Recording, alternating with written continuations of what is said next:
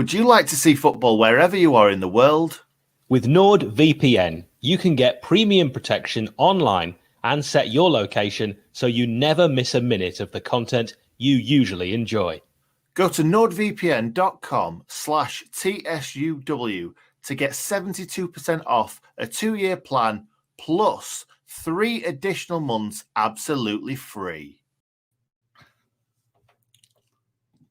Hello and welcome to the Sheffield United Way YouTube channel.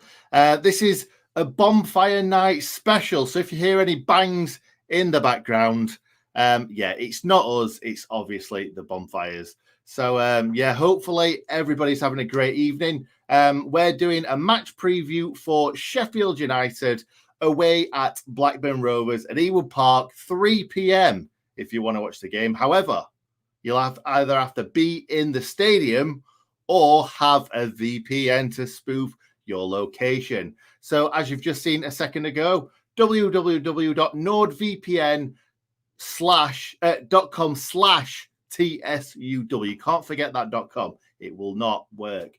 So /TSUW for the Sheffield United Way. I'm going to quickly bring up on screen, or Bobby is going to quickly bring up on screen, members. So we want to give a little shout out to members. All these people on screen right now already have the early access to the George Santos podcast. We've got more podcasts coming up soon. And actually, I've already let those people know who the next podcast will be. So exciting time. So if you want to become a member, make sure you click that join button right next to that subscribe button, and you will be a member and you will get all our amazing content first. I want to give a quick shout out to John 𝐍𝐸𝐍𝐶, because I keep forgetting this. He handed me a £5 note at the match, and I haven't given him a shout out yet. Thank you very much, John 𝐍𝐸𝐸𝐶. I'm sure Hal will give his opinion on that in a second, which he was not very happy about because it went straight in my pocket and nowhere near Hal's. So let's bring him in. How you doing, mate? You can't just be taking money from fans at games. You're not selling programs. You're not giving him food. I didn't ask for it. Did not ask for it. I mean, that works out as what Bobby and I would be sort of 75p of it. I would have said 50p each. Well, I'm including inflation. Yeah, but no, you just trousered it and off you went.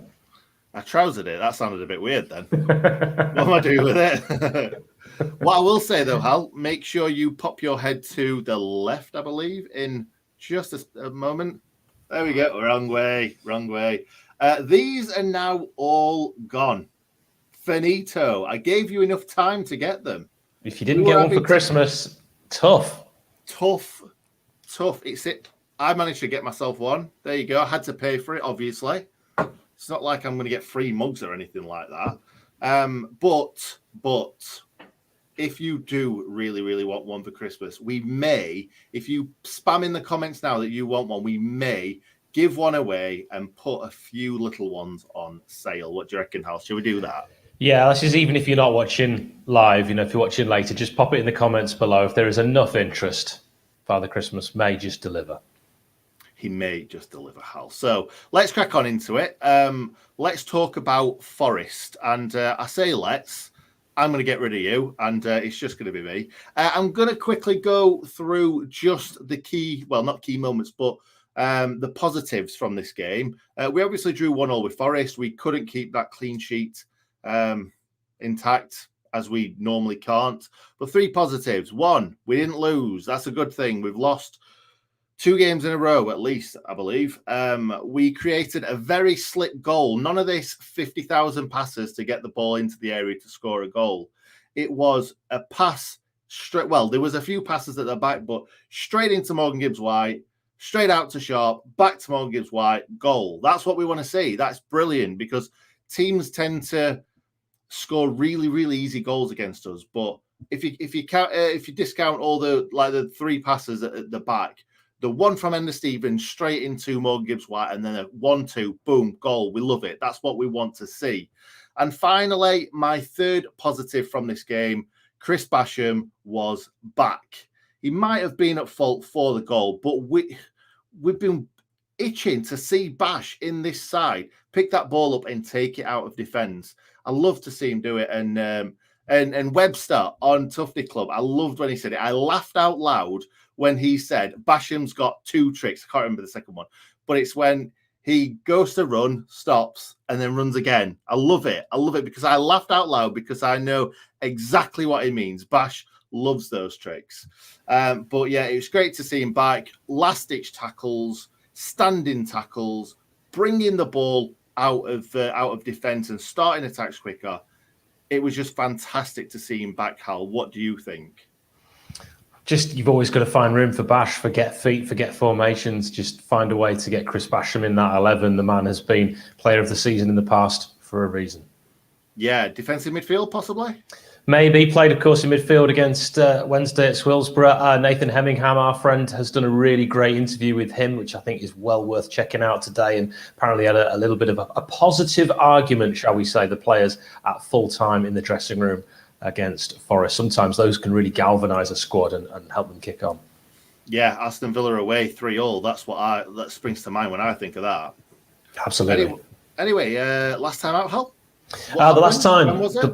We're going to go back to the 3rd of October 2018. The Blades travelled to Ewood Park and United won 2-0. It was a brace from captain Billy Sharp. He got his first on 66 when he tapped home at the second attempt after David McGoldrick teed him up with a low cross, and Sharp secured the win on 79 when he headed home Ender Stevens' excellent hanging cross.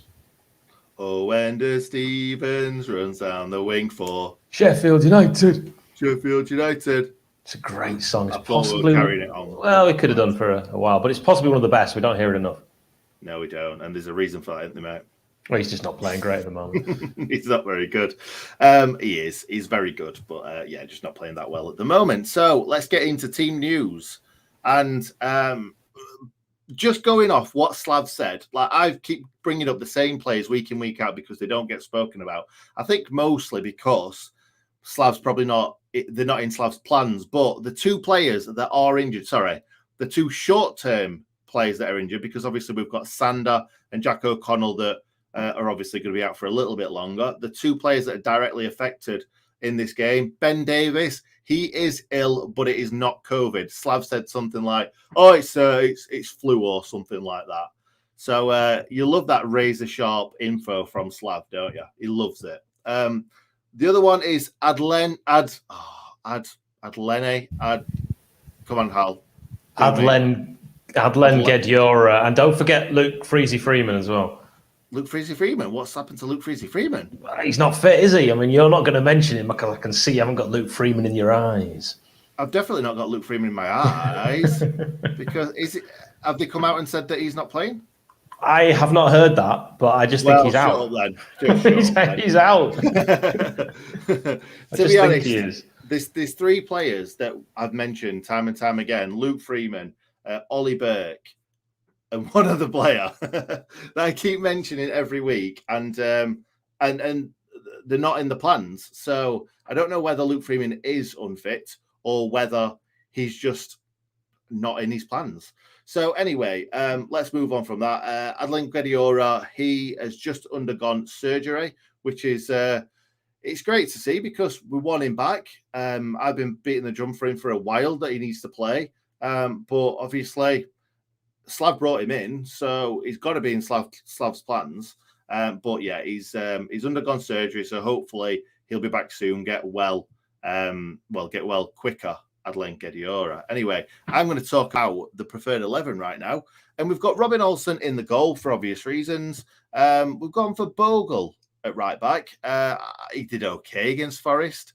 He definitely wasn't as bad as Baldock was against Blackpool. But I can see him starting in this game again. Bash is definitely going to be playing because Ben Davies is ill, like I've just said. Egan will be taking his place at the left-hand side of central defence with his lovely, lovely left foot. He loves to play football out of the back from his left foot. Ender Stevens, somebody who's not as good with his weak foot, will be playing at left back. Norwood and Fleck, I think that Norwood's eclipsing Fleck at the moment. Who would have thought we'd be saying that? Fleck's playing poor, Norwood's playing better. But it seems like those two are going to be playing in defensive midfield for quite a while. 𝐍𝐸𝐍 on the right-hand side, obviously he's our shining light. He's the only player that actually, for me, created anything in that last game. And Dai in the middle, got to start every week. But yeah, I can understand why Slav only wants to play him for the kind of once a week, or start him once a week anyway. Osborne on the left, he got bullied in the last game, but I'm expecting to come straight back in. Oh, well, start again at least. And then this is the one. This is the one that I think is going to cause controversy. I think everybody will probably agree with the other 10. But I brought Billy Sharp back in. I thought, obviously, fantastic ball into Morgan Gibbs-White for the assist in the last game, and I think he'll have his the bit between his teeth. He loves scoring against Blackburn. Scored against them the last time we played him, away and at home. So I've got Billy Sharp back in the side. Maybe Moose just needs a little bit of a rest, because I thought he was quite poor when he was on against Forest, and then maybe kind of switch him alternately. What do you think, Hal? Love it. Yeah, it was interesting. Tyrone put a very similar side apart from the striker on our social medias. If you haven't yet seen that, Tyrone, one of our Fans React crew, do check us out on social media at Sheffield United Way. Absolutely. So, opposition team, Hal, what is going on with Blackburn, and what is the team that they're going to play? A lot of Blackburn Rovers fans will be asking that very question, Nick, because they got really hammered in their previous game. We'll get to that. Tony Mowbray, the man who I always thought looks like he looks like someone who wasn't a football manager or a football player. I don't know what kind of profession he'd be in, but I just never felt like it looks like that was his choice of vocation. But he was an excellent defender. I remember him playing for Ipswich. He's the manager of Blackburn. He's not particularly popular at the moment with the Rovers fans. A lot of them want him out. They're 12th in the Championship. If Daniel Ayala, the former Middlesbrough man, fails to shake off a calf injury, then Hayden Carter is expected to deputise for Van Heck in the Blackburn defence. He was sent off last time out. Sam Gallagher potentially being in a position to return up front after he had a knock. Leighton Clarkson is an alternative in midfield, with Mowbray likely to consider introducing fresh legs after Fulham put 7 goals past Blackburn Rovers. I did say it was an absolutely terrible defeat in midweek. The danger man is the Chilean Ben Brereton, now going by the name of Ben Brereton Diaz. His mother is from Chile, and he's become a bit of a superstar there. He's also now really discovered his goal-scoring touch in the Championship. He's been vital after scoring 12 times in 16 second-tier matches already this season. How the Blades could do with someone who's already got 12 goals. They play a 4-2-3-1. Kaminsky in goal, then your defenders of Nambi, Lenihan, Carter. I think it'll be Rankin Costello. A midfield 2 of Travis and Rothwell. Then Buckley, Dolan and Gallagher, with Ben Brereton Diaz as the lone striker. There we go. And I've got a question for you, Hal. In that Blackburn team, you didn't mention Colin Hendry or Stuart Ripley. Does that mean that they're out? It's very unlikely that you will see. I know I mentioned a Gallagher, but it's not Kevin Gallagher. It's unlikely you will see Ripley, Hendry, Batty, or Jeff Kenner, I'm afraid, for this one. God's sake. Or Morgan Gibbs-Pedersen? No? It was weird. I was just thinking about him. Last time I went to Ewood Park was in the Premier League, and he scored a very, very unfair last-minute free kick winner, which was definitely not a free kick. Probably also wasn't in the last minute, but it felt like it was. He loved scoring them free kicks, though. What a player. What a player. They had a lot of good players, Blackburn, in the past. Not anymore, though. All terrible players, and we're going to go and beat you, Blackburn fans, if you're in the chat. We're going to go and beat you. Anyway, sorry. Score prediction, Hal. Go for it. You've got to be sensible after they've been, beaten by quite a heavy score. They'll be smarting. They'll want to set the record straight. The Blades are in very inconsistent form. I think you've got to go for a kind of a sensible choice here, so you're not left with egg on your face. So I'm going to say 8-0. I knew you were going to say that. I think we'll go 8. Ben Osborne with all 8. Billy with 8 assists. Excellent. All left-footed assists as well. Actually, he's going to get a perfect hat-trick, Osborne. He's going to score with his head, his left and his right, and he's going to do it more than once. Okay. I can't see Ben Osborne scoring ahead of me. I don't think he's scored one in his life. So, I'm going to go for a more sensible 60. I'm joking. 1-0 win I'm going for. That's what I'm going for. Do you know what? If this was any other team, and I know they've just lost 7-0, and there could be a bit of a backlash, but also they're going to be licking their wounds too. I don't think they're going to be coming into this game confident in the slightest. And I'm going to say that we're going to keep a clean sheet. Wow. It would be only the second one, of course. Olsen keeping a clean sheet at home against Derby. Oliver Langford is the referee. He's issued 40 yellow cards, no reds this season. He's only refereed 11 games. He last took charge of us. I had to really delve deep for this, for a match at the Hawthorns against West Brom, the 23rd of February 2019, where Kieran Dowdall scored. It was a 1-0 Blades win. It was a great game, that one. And on their forum, the Rovers forum, they are not happy about the appointment of Oliver Langford. He was the referee for their game at home against Luton, and he refereed it badly by all accounts. Yeah, we've not seen many bad refereeing performances this season, have we, Hal? I'm not touching that. No, definitely not. Anyway, shall we touch some player connections? That sounded weird.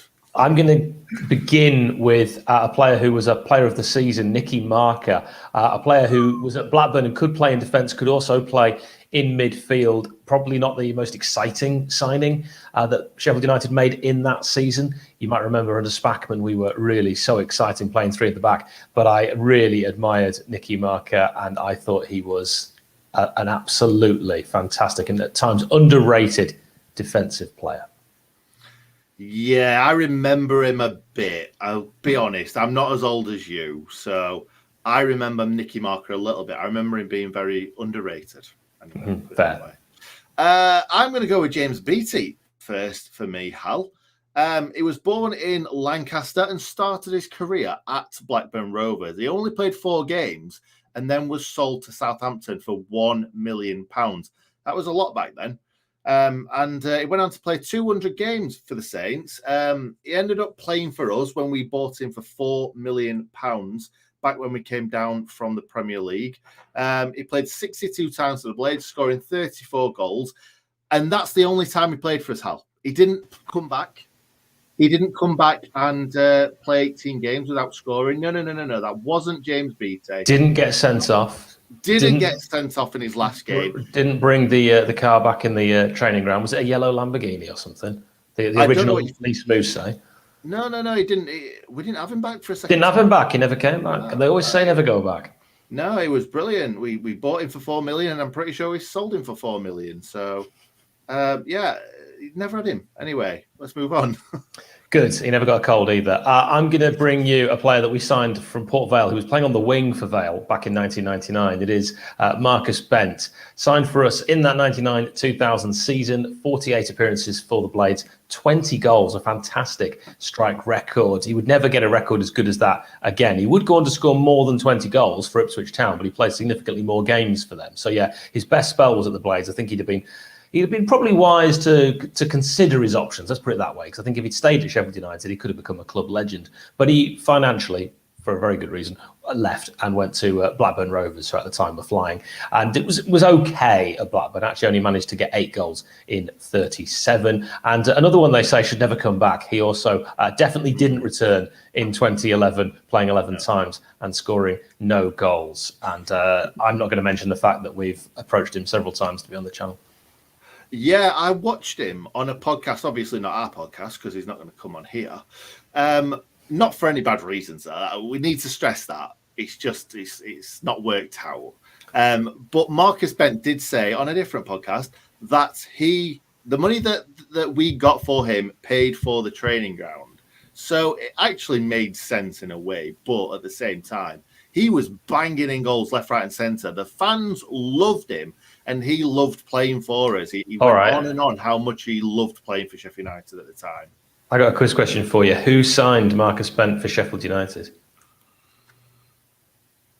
Adrian Heath. Yes, well done. Yes. Of course, Neil Warnock got to really reap the rewards of that signing. But sometimes you get bad managers signing great players. Nigel Adkins, Billy Sharp. Yeah, I knew you were going to go there. Anyway, let's move on and let's talk about Jordan Slew. The greatest thing to come out of the Sheffield United, actually. At the time, I thought he was the best academy attacking product that we'd ever come up with. It was before the DCL times. It was before Che Adams, even though he didn't come through our academy. But I'd not seen an attacking player as good as Jordan Slew come through our academy ever, I don't think, really. He started, obviously, with the Blades, burst onto the scene, scoring 3 goals at the end of that relegation season. And we all know that Harry Maguire came in and Jordan Slew both came in at a similar time. Harry Maguire played out of his skin for the last couple of games. Jordan Slew played out of his skin, scored some goals, and we really struggled for goals that season. We obviously got relegated to League One. And I was thinking, oh, we're going to get Jordan Slew and he's going to score loads of goals for us. He was snapped up by Blackburn Rovers for 1.1 million, which was an absolute steal for them at the time. However, we did really, really well because he played 1 game for Blackburn Rovers. And do you know what? In 150 games that this guy's played in all different leagues, he's only scored 18 goals. You'd think he were a centre-back, wouldn't you, Hal? Yeah, that's not 115 games. I'm not going to laugh at that, really, because I would have loved Jordan Slew to have had a really great career, but with United. But hey, as you say, it worked out for us. I would love to get him on a podcast one time because I'd love to find out what happened. Because, yeah, it's easy to laugh and it's easy to take the mick out of him. But at the same time, he was a very, very good potential striker for us. And I think if we'd have kept him that season in League One, he'd have banged in loads of goals. I just don't know what happened at Blackburn for him. We'll try and get him on. He can explain his side of the story. Maybe he was forced out. Maybe he didn't want to go. You know, yeah. We need to know. Let us know in the comments if you want to see that, because I know I certainly do. I want to get one of the lads from that era on. It could be Harry Maguire, or it could be someone a little bit easier to get. So let's try for Harry Maguire, shall we, Hal? Shoot for the moon, and you might just catch a star. Exactamundo. So thank you very much, everyone, for being here. Hal, Bobby in the background too. Bobby is here. Give us a fist bump, Bobby. Yeah, nobody else. Lovely. I have one thing to say before we go, which is just that we're taking a moment today to remember Alejandro Sabella, who was born on this day in 1954. He was a family friend of mine. He used to live next door to my cousins. He was signed by United for £160,000 on the 19th of July, 1978. The midfielder represented the Blades until 1980. He scored 8 league goals in 76 appearances. And of course, it's part of the famous Diego Maradona what could have been story. But an absolute legend, went on to manage his country as well, and fondly remembered by every single Blade who saw him, and an incredible man as well. Everyone who met him adored him. Very well said, Hal. Thank you for that. Cheers, guys, and we will see you tomorrow for my match reaction. See you then.